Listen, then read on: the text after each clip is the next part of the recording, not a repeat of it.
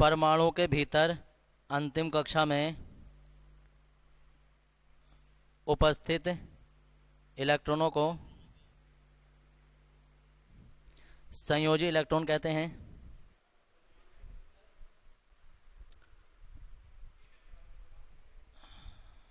संयोजी इलेक्ट्रॉन कहते हैं और कक्षा को और कक्षा को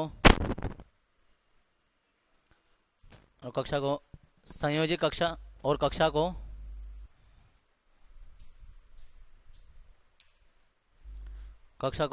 संयोजी बैंड कहते हैं। रुको रुको रुको, क्या लिखा है? गलत है क्या कुछ? हाँ हाँ, तो पहला कक्षा ही तो था, सही तो है।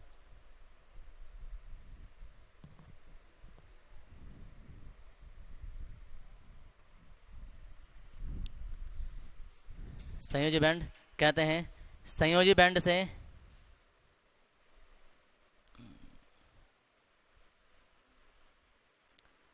संयोजी बैंड से अगली रिक्त कक्षा को संयोजी बैंड से अगली, मतलब उच्च लिख सकते हो, उच्च संयोजी बैंड से उच्च रिक्त कक्षा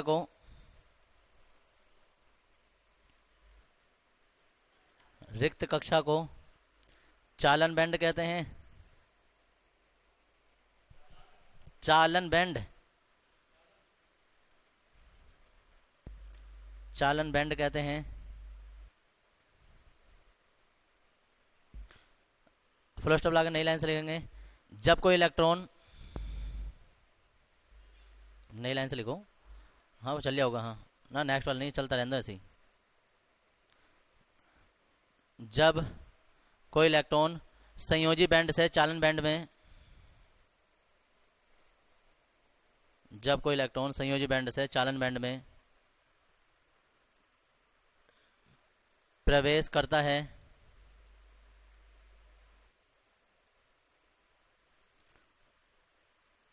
तो विद्युत धारा का प्रवाह हो जाता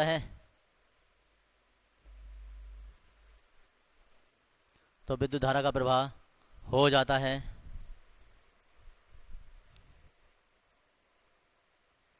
चालकों में, फुल स्टॉप लगा लिखो, चालकों में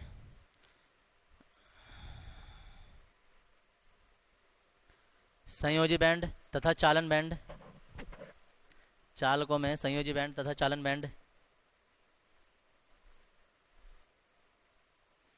परस्पर अतिव्यापित होते हैं।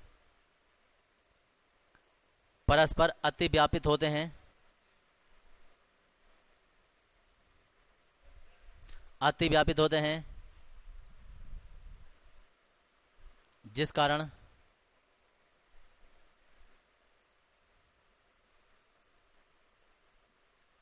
कारण चालकों में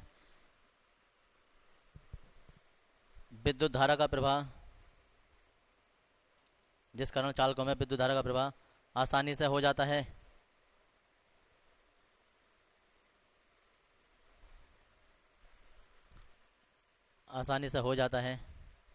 प्रश्न लगा लिखेंगे अचालक, सॉरी, इसके बाद कौन सा था? अर्धचालक का था ना चित्र, अर्धचालक का ना, वो कोई नहीं, वो उससे मतलब नहीं, वो तो है पूरे पेज में, टॉपिक अलग अलग नहीं है, टॉपिक एक ही है तीनों। में लेंगे इसके विपरीत, ऐसे तो लिखा था क्या क्वेश्चन लिखा? हाँ तो बस इसमें लिखो, फुल स्टॉप लगा के नई लाइन से लिखो, अर्धचालकों में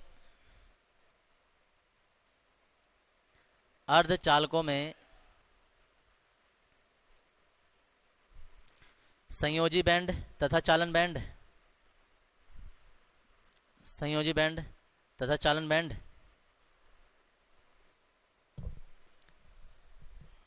के मध्य संयोजी बैंड तथा चालन बैंड के मध्य कुछ ऊर्जा अंतराल होता है।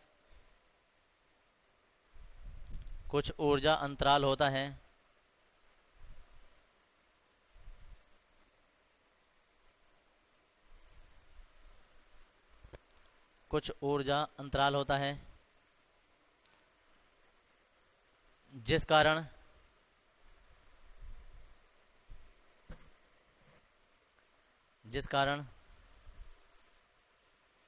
संयोजी बैंड के इलेक्ट्रॉन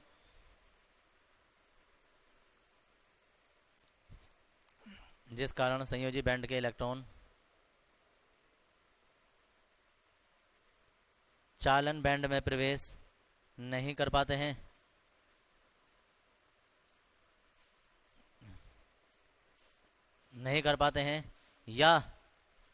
या उच्च ताप पर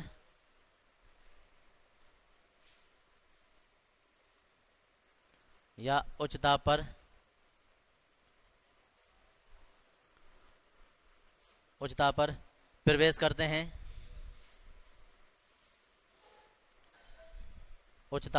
करते हैं, और अर्धचालकों में विद्युत धारा का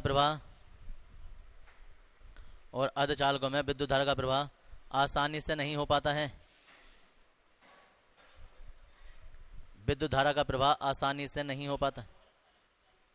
अर्धचालकों में विद्युत धारा का प्रवाह आसानी से नहीं हो पाता है।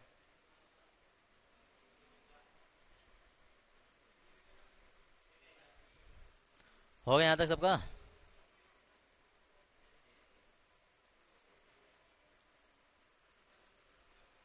आसानी से नहीं हो पाता है। नई लाइन से लिखेंगे, अचालकों में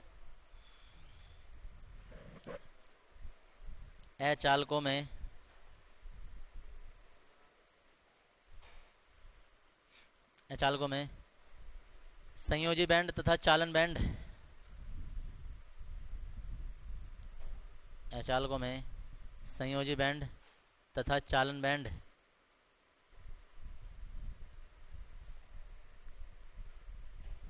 के मध्य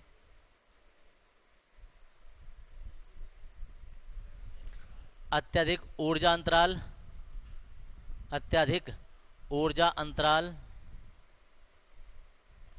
या वर्जित अंतराल, इसे वर्जित अंतराल भी कहते हैं, ऊर्जा अंतराल या वर्जित अंतराल होता है,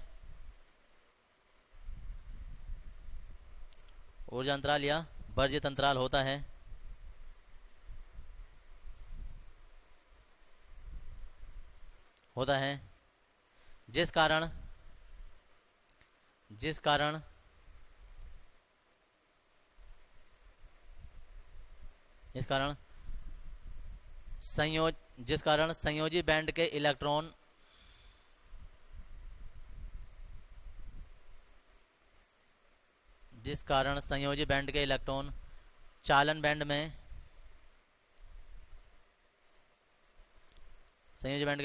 बैंड में प्रवेश नहीं कर पाते हैं।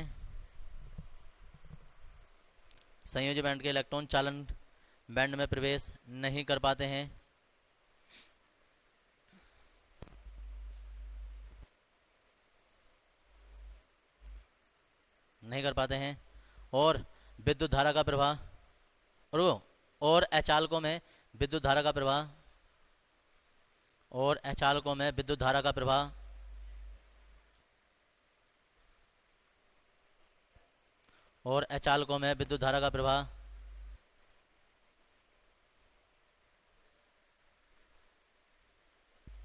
नहीं होता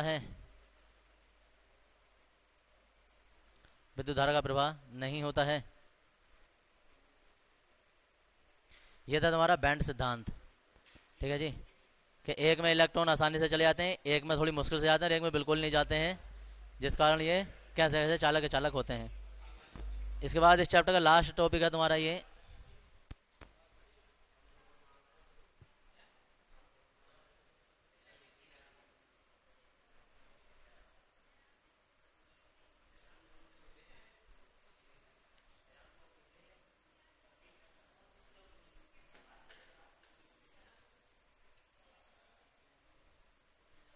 पदार्थों के चुंबकीय गुण।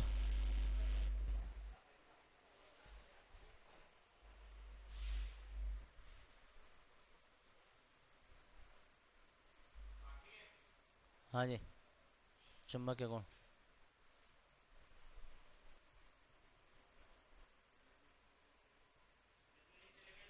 इस ये अभी ख़त्म होगा।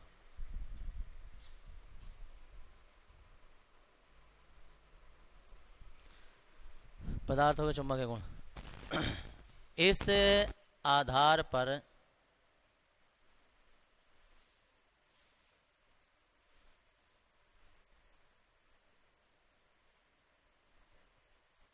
पदार्थों को 5 भागों में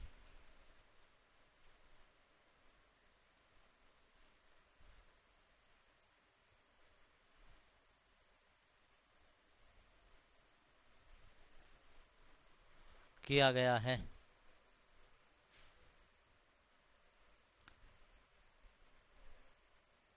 पहला है अनुचुंबकीय पदार्थ।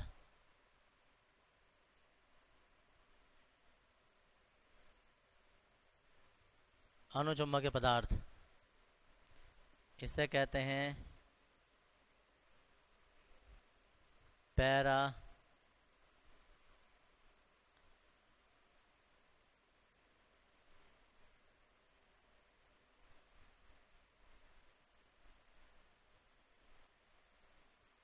Paramagnetic substance.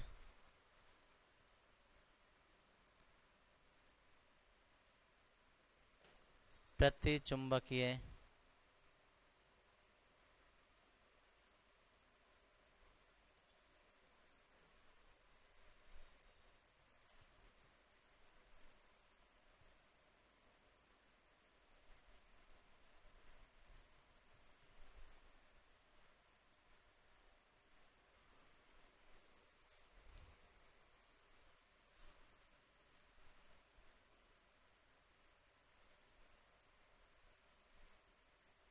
लोह चुंबकीय पदार्थ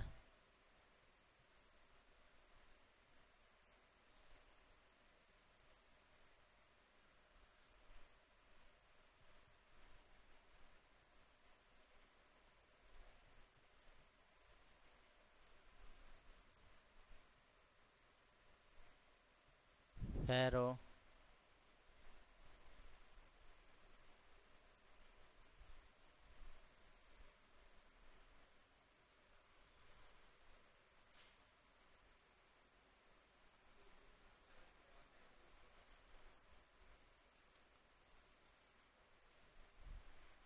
प्रतिलोह चुंबकीय पदार्थ एंटी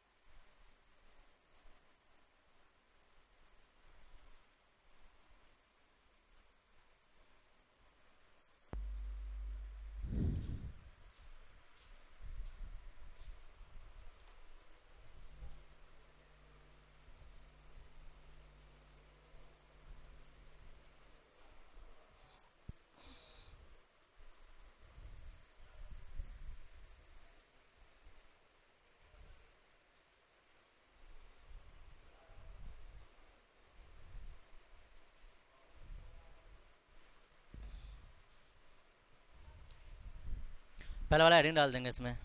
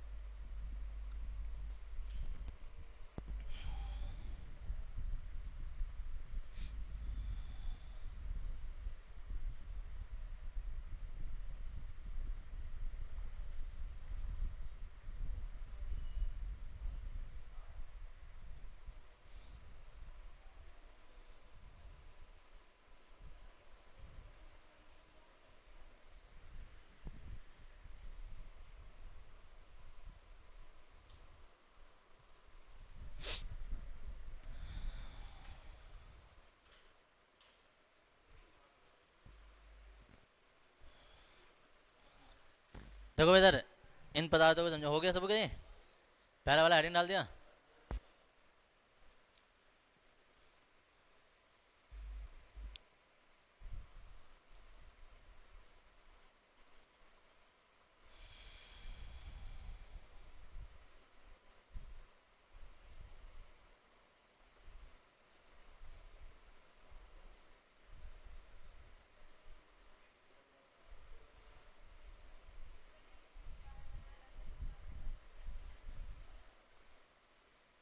देखो इधर पहला वाला है अनुचुंबकीय पदार्थ। अनुचुंबकीय पदार्थ कौन से पदार्थ होते हैं? वे पदार्थ जो चुंबकीय क्षेत्र में हल्के से चुंबकित होते हैं, ऐसे हम लिखेंगे, हल्के से चुंबकित होते हैं, वो अनुचुंबकीय पदार्थ कहलाते हैं। ठीक है जी। अब कोई कहे ऐसे कौन कौन से पदार्थ हैं, तो हम कहेंगे मैग्नीज, क्रोमियम, ऐसे करके मैग्नीज, क्रोमियम आदि। जिंक भी आ जाता है इसी में। तो हल्के से चुंबकित होंगे ये वे पदार्थ जो चुंबकीय क्षेत्र में चुंबकित नहीं होते हैं या उसकी विपरीत दिशा में चुंबकित होते हैं, तो ऐसे पदार्थ कहलाते हैं प्रतिचुंबकीय पदार्थ, डायमैग्नेटिक कहते हैं। प्रति का मतलब क्या होता है कि ये चिपकेंगे ही नहीं। तो ये होते हैं। और ये कौन कौन से हो गए? ये तुम्हारे पास हो गए कार्बन, जो तुम्हारे पास जैसे हीरा वीरा वगैरह ऐसे हो जाते हैं, कार्बन, और जी नाइट्रोजन, प्लेटिनम, Au आदि, ऐसे पदार्थ जो चिपकते ही नहीं। लो चुंबकीय पदार्थ वे पदार्थ जो चुंबकीय क्षेत्र में प्रबलता से चुंबकित होते हैं, बहुत तेजी के साथ चुंबकित होते हैं, प्रबलता से चुंबकित होते हैं, वो लो चुंबकीय पदार्थ कहलाते हैं। समझ गए? जो तुमने सुतली से चुंबक बांध के चिपकाया हुआ, क्या चिपकता है चुंबक से? हर किसी को पता है चुंबक से सिर्फ और सिर्फ एक ही चीज चिपकती है, और वो सब जानते हैं क्या होता है ये। लेकिन इसके साथ साथ तुम्हें और भी पता होना चाहिए कि कोबाल्ट भी उतनी ही तेजी से चिपकता है जितनी तेजी से लोहा चिपकता है, निकल भी उतनी तेजी से चिपकता है। ठीक है ना? नहीं, सोडियम नहीं, आदि। कोबाल्ट तो खैर तुमने नहीं देखा होगा, वो ज़्यादातर यंत्र बनाने में उसमें यूज़ किया जाता है। लोहा सबने देखा, निकल किसने देखा है? निकल चिपक जाएगा ये, लोहे में नहीं चिपकाना, चुंबक पे चिपकाना है। निकल रियल लाइफ में, टेक्निकल बात करो, रियल लाइफ में निकल किसने देखा है? निकल। और मैं ऐसा मानता हूँ कि शायद कोई यहाँ से बैठा हो जिसने निकल ना देखा हो, सबने देखा होगा, घर पे देखा होगा, निकल ने भी निकल देखा होगा, सबने देखा होगा। लेकिन समझ सही है, नाम पता होता नहीं है इसलिए जानते नहीं है। जो किचन में गैस चूल्हे होते हैं, देखा है, तो उनको वो जो पॉलिश किया होता है ना, जिससे वो चमकीले दिखाई देते हैं, वो निकल का पॉलिश होता है। ठीक है? जब वो बनाए जाते हैं, वो स्टील के लोहे के बनाए जाते हैं, उनका कलर सफ़ेद नहीं होता है, वो तो बेल्ट भी कर, अगर तुम ध्यान से देखोगे तो उन पर रेपिड वगैरह ठोके होते हैं, बेल्ट डुबे हुए होते हैं, लेकिन वो सारे जो होते हैं ना, वो इससे ढक दिए जाते हैं निकल क्रोम से। जब वो सब पॉलिश किया जाता है लास्ट टाइम पे, जो ब्लैक नहीं वाइट कलर, जो चमक उत्पन्न होती है, जो चमक उत्पन्न होती है वो निकल की होती है। अगर ये निकल का पॉलिश, अगर निकल का पॉलिश उस पर नहीं होगा तो वो क्या होगा, जल्दी उस पर जंग आ जाएगा, वो खराब हो जाएगा जल्दी, या गल जाएगा उस जगह पर जो टिका होता है। स्टील नहीं, स्टील का बना होता है, उसके बाद में ऊपर से निकल का पॉलिश होता है उस पर। और अरे सुन लो इधर, और एक बात सुन लो, जितना भी तुमने कभी हाई स्कूल में ऐसा पढ़ा होगा कि संचारण सुना है? हाँ, तो संचारण तो पढ़ा था, लेकिन उसमें एक अगला वाला हेडिंग होता है, अगला टॉपिक होता है कि संचारण के बचाव, के जंग लगने से हम कैसे कैसे बचा सकते हैं। तो कैसे कैसे बचा सकते हैं, उसकी 4-5 विधि होती थी। पेंट करके, ग्रीस करके, हाँ जी, हाँ, किसी ऐसी अन्य धातु की परत चढ़ाकर, उसे उस विधि को कुछ कहते हैं यज्ञ लेपन, ना सुना? मैं हस्तलेपन होते हैं यार, यह हस्तलेप रहे हो क्या, जो हस्तलेपन है, यज्ञ लेपन विधि कहते हैं, उसे हाई स्कूल में होती है, समझ गए? या कहीं कहीं उसमें ना टिनीकरण भी कर देते हैं, टिनीकरण का टिन का पॉलिश करते हैं उसमें, तो वो यज्ञ लेपन यही होता है क्या उसमें क्या होता है कि जब हमें पता है कि लोहा गलेगा ही, जरूर गलेगा, डेफिनेटली गलेगा, अब नहीं गलेगा 2-4 साल बाद, 10 साल बाद, तो किचन में तो 1-2 साल में गल जाएगा। क्यों? क्योंकि जिस चीज़ पर जिस चीज़ के लिए वो यूज हो रहा है, किस चीज़ के लिए यूज हो रहा है? यूज हो रहा है वो चाय बनाने के लिए, खाना बनाने के लिए, और वो सारी गीली चीज़ें ही होती हैं। मतलब कभी ना कभी चाय जरूर गिरेगी उस पर, हो ही नहीं सकता कितना भी एक्सपर्ट आदमी को उससे चाय ऊपर को न उफने। या ऐसा नहीं हो कि चूल्हे पे कोई चीज़ ना गिरे, गीली चीज़। तो ऐसी नमी वाली चीज़, क्योंकि संचालन का नियम क्या है? नमी या आर्द्रता के कारण, नमी आर्द्रता के कारण धातुओं के क्षरण होने की क्रिया संचालन कहलाती है। तो नमी क्या है? पानी भी गिर सकता है उस पर, कोई सब्जी गिर सकती है, कोई चाय दूध कुछ भी गिरेगा, लोहा बहुत जल्दी गल जाता है। लेकिन उससे क्या होता है? बचाव इससे किया जाता है। और अब तो नई नई टेक्निक आ गई है, अब तो ऐसी और पॉलिश कर देते हैं कि तुम उसमें अपना मुंह देख सकते हो। अब तो और तो सारी बातें खत्म करो, अब तो चूल्हा ही दिखाई नहीं देता। अब तो ऐसा असेंबल कर देते हैं कि भाई साहब बटन कहीं दबाओगे आग कहीं जल रही है, समझ रहे हो? अब अंदर ही अंदर कहते हैं, और उसे शायद अब चूल्हा नहीं कहते हैं, उसे होप कहते हैं शायद, या कुछ और कहते हैं, कुछ होप कुछ ऐसे करके नाम है। अब उसे गैस चूल्हा वगैरह कुछ नहीं कहते हैं, अब कुछ का नाम ही चेंज हो गया है कि वो पूरा जब किचन बना रहे होते हैं ना, तो वो उसके अंदर ही असेंबल कर देते हैं कि बस हमें चूल्हा दिखाई देगा। अरे अब तो वो नहीं दिखाई देगा, हटा के देखो तो दिखाई देगा। वो उनमें नीचे से हटने का हिसाब होता होगा उनका, जो भी है। तो वो तो ऐसा लगता है कि प्लेन साहब स्लेब लेब है, बटन दबाओगे तो वो कहीं से आग जल जाती है उसमें, बोला अलग हिसाब चल रहा है। तो फिलहाल ये होता है प्रतिलोह चुंबकीय पदार्थ, वे पदार्थ जिनका कुल चुंबकीय आघूर्ण तो शून्य होता है, मतलब खुद उनका चुंबकीय आघूर्ण होता नहीं है। अरे सुनो इधर, लेकिन होते क्या है कि ये हल्के से चुंबकित होते हैं, अनुचुंबकीय पदार्थों की तरह कुछ व्यवहार करते हैं, और ये हल्के से चुंबकित होते हैं, लेकिन कुल चुंबकीय आघूर्ण शून्य होता है। और इनके जितने भी अयुग्मित इलेक्ट्रॉन होते हैं ना, वो एक दूसरे के विपरीत दिशा में संरेखित होते हैं। मतलब एक इलेक्ट्रॉन ऐसा होगा तो एक उल्टा होगा, फिर एक सीधा होगा तो फिर एक उल्टा होगा, ऐसा करके एक के बाद एक उल्टा सीधा इलेक्ट्रॉन चलते हैं। तो ऐसे पदार्थ प्रतिलोह चुंबकीय पदार्थ कहलाते हैं। और ऐसे पदार्थ जो है वो होता है MnO, Mn2O3 आदि। हाँ, फेरी चुंबकीय पदार्थ क्या होते हैं? वे पदार्थ जिनमें असमान अयुग्मित इलेक्ट्रॉन एक दूसरे की विपरीत दिशा में संरेखित होते हैं, जिससे कुल चुंबकीय आघूर्ण शून्य नहीं होता है। क्या बोल रहे हैं ये वाले पदार्थ? देखो एक और बात बता दूं मैं, अंतिम कक्षा है ये है परमाणु, परमाणु के भीतर है नाभिक, नाभिक पहली कक्षा, दूसरी कक्षा, तीसरी कक्षा जो भी होगी, ये है अंतिम कक्षा। अंतिम कक्षा में अगर 2 इलेक्ट्रॉन है, अब 2 इलेक्ट्रॉन डिपेंड करता है कि कैसे कैसे होंगे। अगर ये इलेक्ट्रॉन ऐसे हैं कि एक एक इलेक्ट्रॉन भरा है तो ये पदार्थ चुंबकित होगा, और ऐसे भरे हुए हैं कि इनका जोड़ा बना हुआ है, तो फिर ये चुंबकित नहीं होगा, क्योंकि एक इलेक्ट्रॉन ऊपर को घूमना चाहेगा, एक नीचे घूमना चाहेगा, एक दूसरे को खत्म कर देंगे। तो ऐसे पदार्थ क्या होते हैं? चुंबकित नहीं होते, ना ही विद्युत का चालन करते हैं। चालन वही पदार्थ करते हैं जिसमें अकेला इलेक्ट्रॉन होता है, सिंगल हो, कितने भी हो, जितने ज्यादा होंगे उतना अच्छा चालन करेगा। तो इसमें क्या होता है? इसमें इलेक्ट्रॉन जो होते हैं ना, एक ऊपर को होगा ना तो 2 नीचे को होंगे, एक ऊपर को होगा तो 2 नीचे को होंगे, जिस कारण कुल चुंबकीय आघूर्ण शून्य नहीं होता है, और पदार्थ जो है वो हल्के से चुंबकित रहते हैं। ऐसे पदार्थ होते हैं Fe2O3, फेरिक ऑक्साइड होता है ये, ठीक है जी।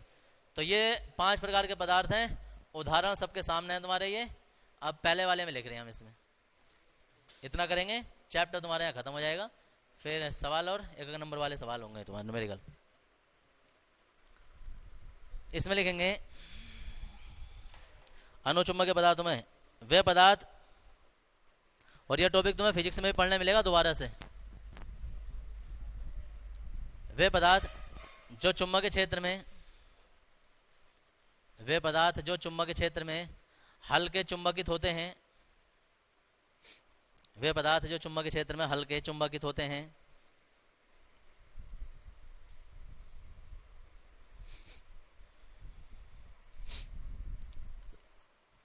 वे पदार्थ जो चुंबकीय क्षेत्र में हल्के चुंबकित होते हैं अनुचुंबकीय पदार्थ कहलाते हैं।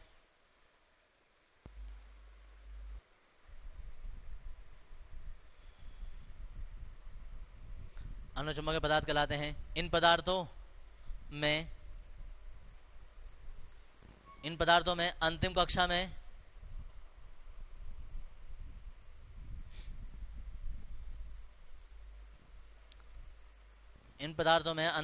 में अयुग्मित इलेक्ट्रॉन होते हैं। अयुग्मित, अयुग्मित का मतलब है जिनका युग्म ना बना हो, जोड़ा ना बना हो। अंतिम कक्षा में अयुग्मित इलेक्ट्रॉन होते हैं जिस कारण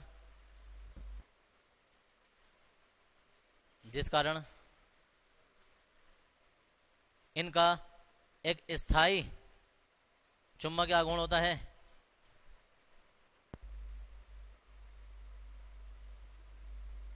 चुंबकीय आघूर्ण, जिस कारण इनका एक स्थायी चुंबकीय आघूर्ण होता है।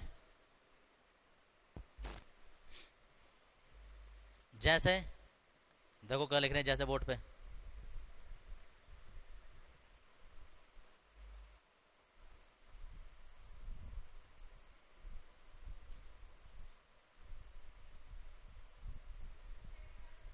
दूसरा हेडिंग डाल दो, प्रतिचुंबकीय पदार्थ।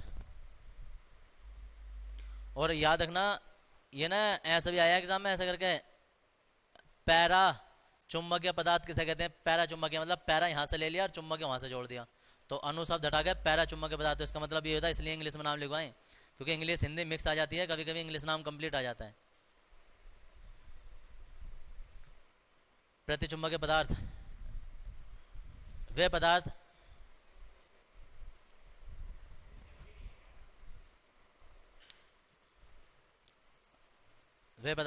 जो चुंबकीय क्षेत्र में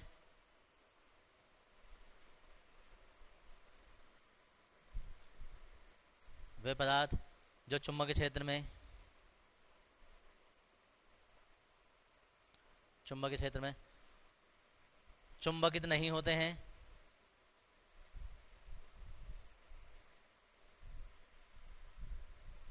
चुंबकीय क्षेत्र में चुंबकित नहीं होते हैं, या चुंबकीय क्षेत्र की विपरीत दिशा में चुंबकित होते हैं, या चुंबकीय क्षेत्र की विपरीत दिशा में चुंबकित होते हैं, विपरीत दिशा में चुंबकित होते हैं।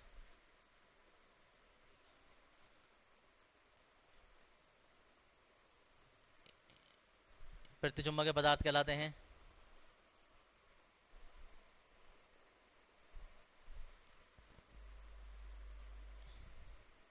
इनका कुल चुंबकीय आघूर्ण शून्य होता है। इनका कुल चुंबकीय आघूर्ण शून्य होता है।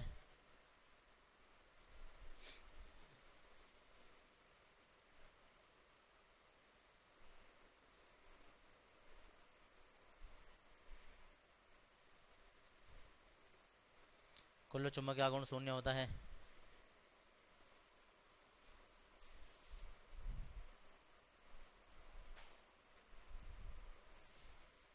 उदाहरण लिख दो, तीसरा वाला हेडिंग डाल दो।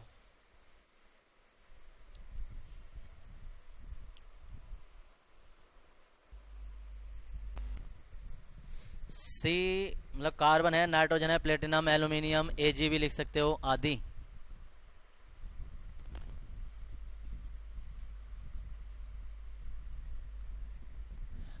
जो जितनी कम चिपकती है चुंबक से उतनी ज़्यादा महंगी होती है, समझ गए? सोना, प्लेटिनम, चांदी बिल्कुल नहीं चिपकती, ये ज़्यादा महंगी होती हैं। जिंक, क्रोमियम थोड़ी सस्ती होती हैं, तो ये थोड़ी थोड़ी चिपकती हैं। और लोहा ये तो बहुत सस्ता होता है, इसलिए बहुत चिपकता है। नहीं, कौन सा? सरिया? सरिया भी 80 को? कौन कह रहा है? वैसे कितने दे दिया सरिया?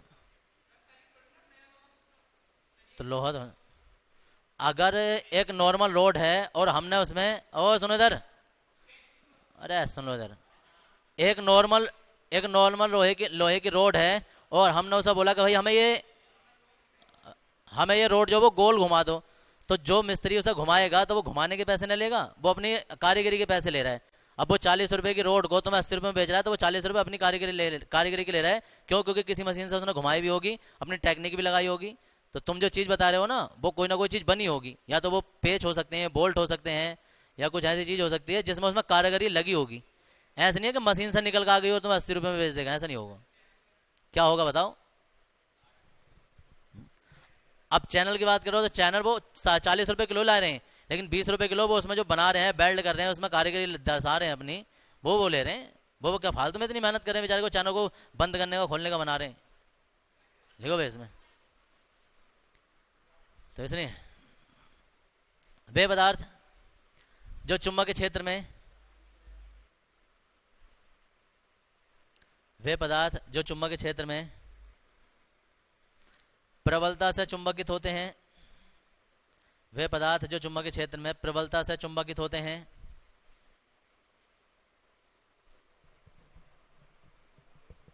चुंबक के क्षेत्र में प्रबलता से चुंबकित होते हैं,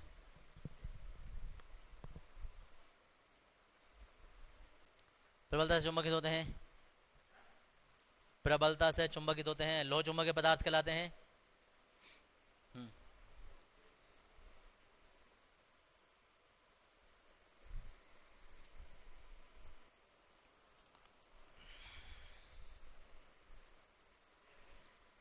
इन पदार्थों में अयुग्मित इलेक्ट्रॉनों की संख्या बहुत अधिक होती है। इन पदार्थों में पृष्ठ भाग लिखना है, इन पदार्थों में अयुग्मित इलेक्ट्रॉनों की संख्या बहुत अधिक होती है।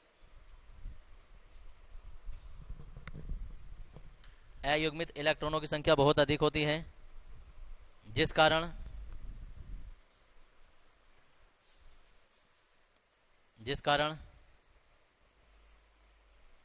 इनका एक स्थायी चुंबकीय आघूर्ण होता है, जिस कारण इनका एक स्थायी चुंबकीय आघूर्ण होता है।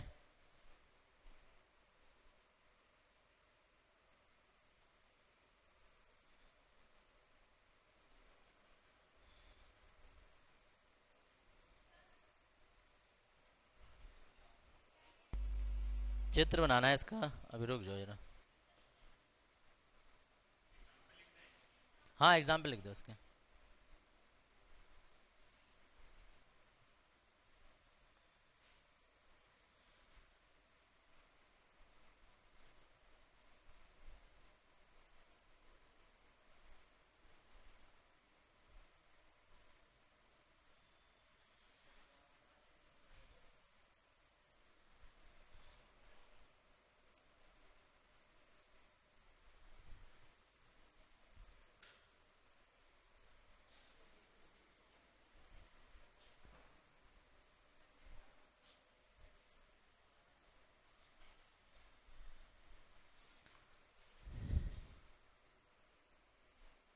देखो इसमें जितने भी इलेक्ट्रॉन होंगे ना, वो सब अयुग्मित इलेक्ट्रॉन होंगे और सबकी दिशाएं ऊपर की ओर होंगी।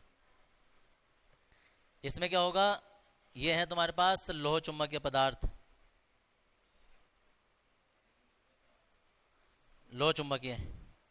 इसमें एक ऊपर को होगा तो एक नीचे को होगा, एक ऊपर की साइड होगा तो एक नीचे की साइड होगा, एक ऊपर की साइड तो एक नीचे की साइड। जितने ऊपर होंगे इतने नीचे होंगे। हाँ ये चित्र बनाना है इसका लोह चुंबकीय पदार्थों का। इसमें एक ऊपर होगा तो दो नीचे होंगे, ऐसे एक ऊपर होगा तो दो नीचे होंगे, ऐसे एक ऊपर होगा तो जी दो नीचे होंगे। ये कहलाते हैं फेरी चुंबकीय और ये कहलाते हैं प्रतिलोह चुंबकीय। तो इस वाले का चित्र बना देंगे, ये वाला चित्र बना दो और प्रतिलोह चुंबकीय हेडिंग डाल दो। हाँ कौन से नाउन के जितने।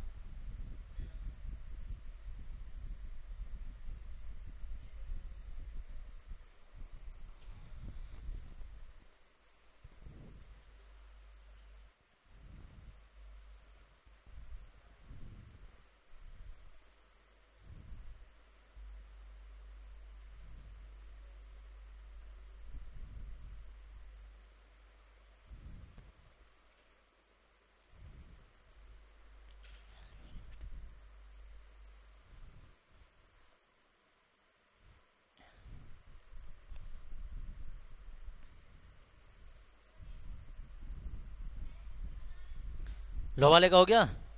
नक्षत्र नाना प्रतिलोह चुंबकीय पदार्थ की हिंदी लिखेंगे। वे पदार्थ वे पदार्थ जिनमें अयुग्मित इलेक्ट्रॉन वे पदार्थ जिनमें अयुग्मित इलेक्ट्रॉन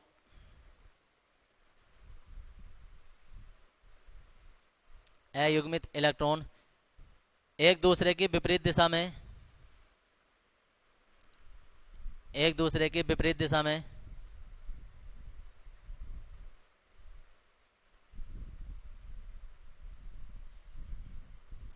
एक दूसरे विपरीत दिशा में संरेखित होते हैं।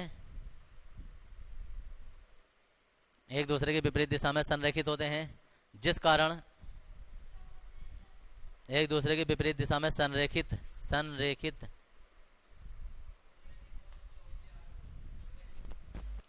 रेखित संरेखित मतलब रेखा के रूप में खींचे होते हैं। संरेखित होते हैं जिस कारण इनका चुंबकीय आघूर्ण शून्य हो जाता है। जिस कारण इनका चुंबकीय आघूर्ण शून्य हो जाता है। प्रतिलोह चुंबकीय पदार्थ कहलाते हैं। प्रतिलोह चुंबकीय पदार्थ कहलाते हैं। शून्य हो जाता है। प्रतिलोह चुंबकीय पदार्थ कहलाते हैं।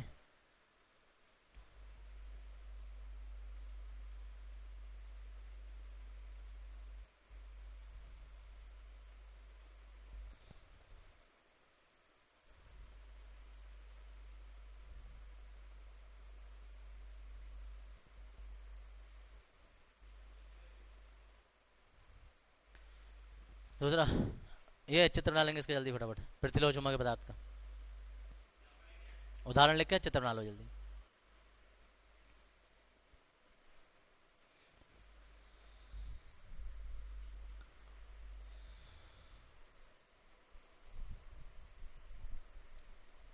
जल्दी फटाफट।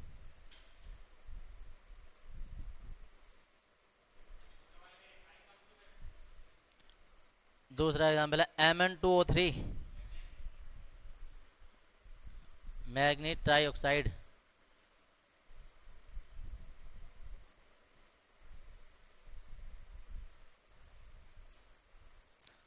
लास्ट हेड डाल देंगे। इसके बाद चित्र बना के फेरी चुंबकीय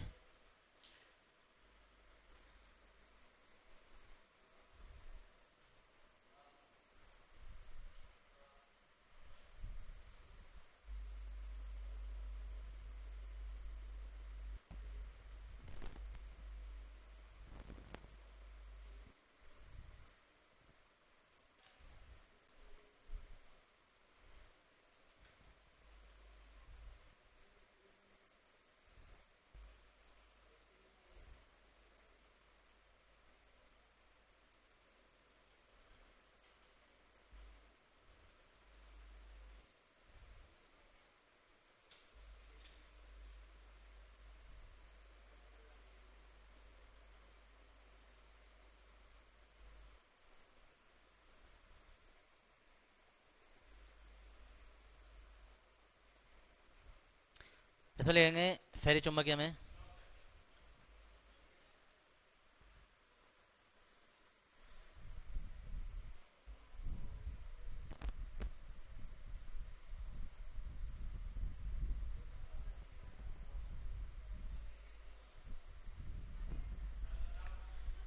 वे पदार्थ जिनमें असमान अयुग्मित इलेक्ट्रॉन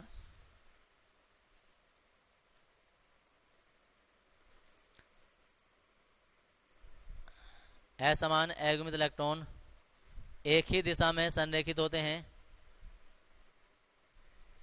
एक ही दिशा में संरेखित होते हैं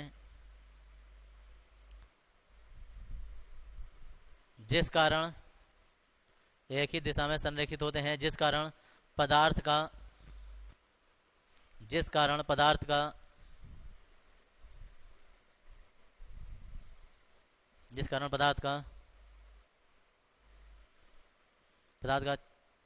चुंबकीय आघूर्ण शून्य नहीं होता है, चुंबकीय आघूर्ण शून्य नहीं होता है।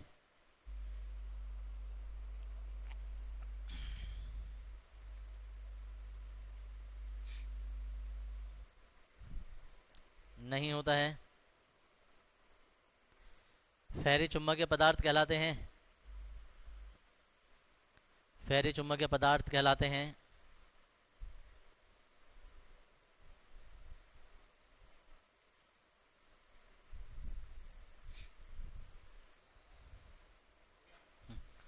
कहलाते हैं जैसे, और जैसा उदाहरण आ जाएगा और चित्र बना लेंगे।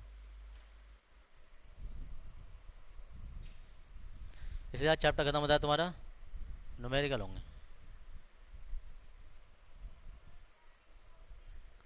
हाँ यही बनता है।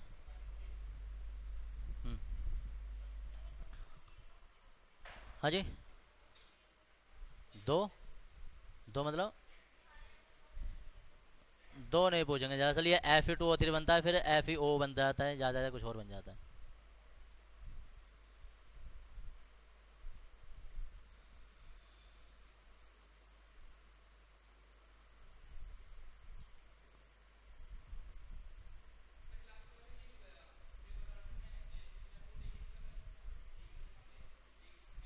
असमान, असमान का मतलब होता है कि एक ऊपर होगा तो दो तीन अलग दूसरी दिशा में होंगे।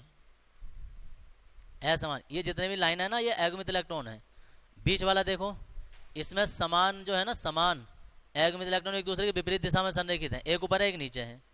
अब तीसरा चित्र देखो, इसमें एक ऊपर है तो दो नीचे हैं, एक ऊपर है दो नीचे हैं। इसका उल्टा भी कर सकते हो तुम, एक नीचे कर दो दो ऊपर कर दो। इससे क्या हो रहा है कि असमान एगोमित इलेक्ट्रॉन है, एक एक नहीं है, कभी एक है कभी दो है, कभी एक कभी दो है। हाँ फिर से निकालेंगे इसको। हाँ, और वो बताओ कल घर क्या दिया था जरा। हाँ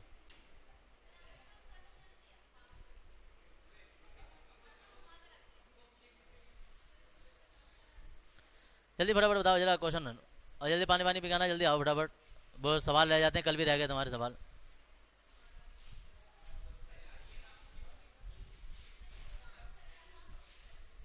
तुम बताओ आंसर, तुम्हें घर से दिया करने के लिए। एल का मान निकाला है, एल का काम मान निकालना था यार।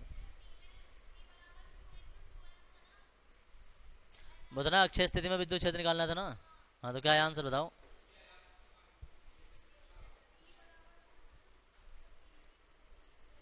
हाँ जी इधर, और किसने किया? हाँ जी तुमने कहा किया? नहीं किया, तुमने भी नहीं किया। बहुत कन्फ्यूज हो गए, कहाँ है दिखाओ करो। हाँ तो दो उधार दो, एक 12 का मान है एक आर का मान है।